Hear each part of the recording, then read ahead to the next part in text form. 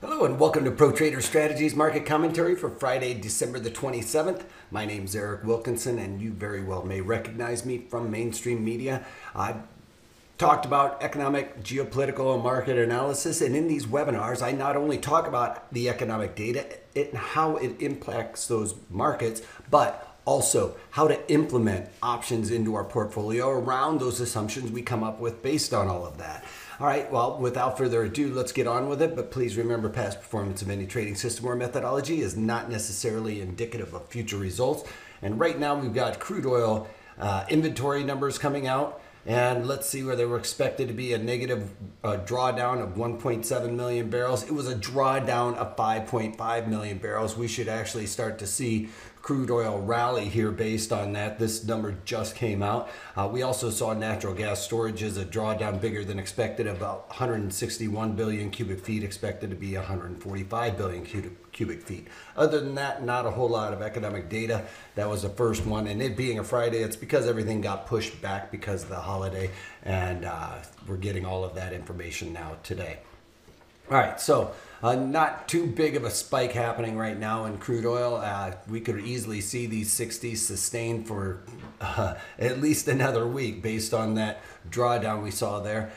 Crude oil right now pretty much unchanged, slightly higher on the day, but making it look like it's getting a little bit toppy here with that doji if it were to finish like that today.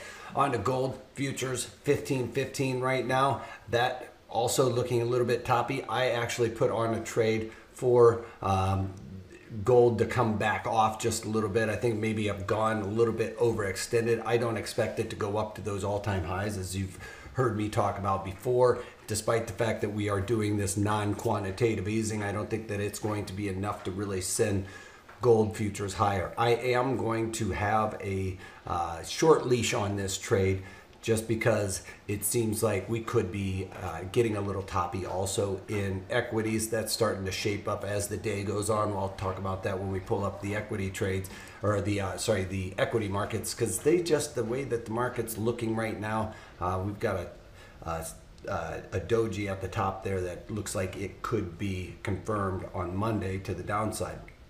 Bonds up about a half a point on the day, starting to migrate back above, looking to try and get back above that 157 handle. We are just one tick shy of that. That is going to make the market kind of break above that Fibonacci, which is going to act as resistance right now. Right now, we have a very bearish trend here in these bonds, but I've talked about this as well. The Fed is not going to raise interest rates anytime soon. As a matter of fact, they're still leaning, it seems, the more Fed governors I'm hearing are leaning towards lowering interest rates. And some of that has to do with this non-quantitative easing, despite the fact that it is the same kind of quantitative easing we saw back, since, probably from 2010 all the way to 2016-ish. So that's the same type of thing that we've been doing. And they are now just not calling it quantitative easing. I think they're afraid to how that's going to affect the overall markets if they start saying they're easing again, making the consumer believe that we are looking at a recession and maybe pull back on spending. They don't want that to happen. So psychologically, they're trying to change the wording. All right, we got the VIX slightly higher today. As we're going to see here in the Dow Jones Industrial Average, this is that little doji I was talking about. Yes, we did create an all-time high again today. That being said, up 62 points and looking a little toppy. Here in the NASDAQ, these overnights were actually created, or these all-time highs were actually created overnight, so somewhat going to be discounted. But again, what I'm talking about, you get that like star doji at the top of this type of parabolic move that we've been seeing. That to me is a signal that the market may have overextended itself a little bit, looking for a near-term correction. I'm not saying like a 20% massive sell-off or anything else, but we could easily come back down to 84.65, so a couple of hundred points lower than we are currently, just to make that little bit of correction, get out some of the weak hands heading into the beginning of the new year here. I don't think that we'll necessarily see it before the new year because that's just literally around the corner. But again, here with the E-mini S&Ps, again, same type of setup there. We've got this massive rally that we've had, just a lot of upside with no correction whatsoever, and it just seems like we are getting very close to having a at least a minor correction here in the overall markets. You can see here's where the overnights were printed. That wasn't during the day session, and then basically as soon as the markets opened, we started to see that sell-off, flushing out those overnight longs, which is a very strong move. And now that those overnight longs have been flushed out, we're seeing a bounce here. So I'm talking about the toppy pattern here, and that is based on right now. This isn't the end of the day. Obviously, if we finish near the highs, it's going to make everything look completely different. So we're going to have to keep an eye on that to make our decision going forward. But at this point, if the market were to close right now, it doesn't look like the market is going to be able to sustain much higher move in the near term anyway. All right, based on that gold trade, I was looking at the futures, and with GLD, I'm looking to play this to the downside by using a risk reversal, which is the webinar we just did yesterday. Now, the risk reversal gives me a bit of wiggle room here to be wrong on this. We will get 50 cents for every dollar down move on this, and it will hurt me 50 cents for every dollar up move. But at the end of the cycle, it gives me some balance in there where I have room to be wrong. So I went into the February and I sold the 148 calls in there and then bought the 139 puts.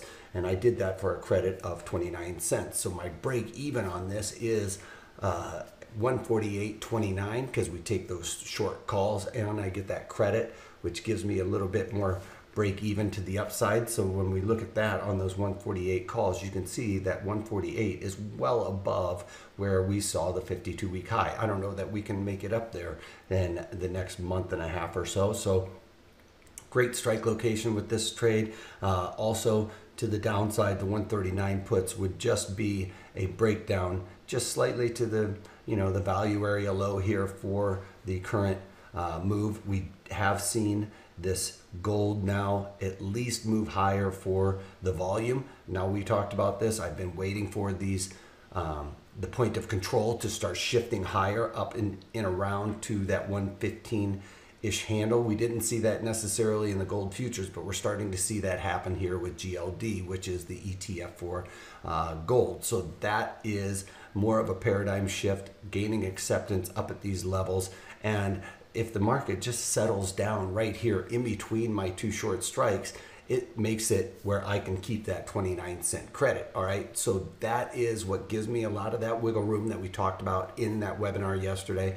And if I get my correction to the downside, testing this value area low, which isn't too much further below where we are right now, we are going to be able to make a nice little profit there. The other thing is there is a lot of skew to the call side, people coming in and buying the calls like crazy, which allowed me to get way up and above where the 52-week high is. So with that paradigm shift, I'm able to make a tight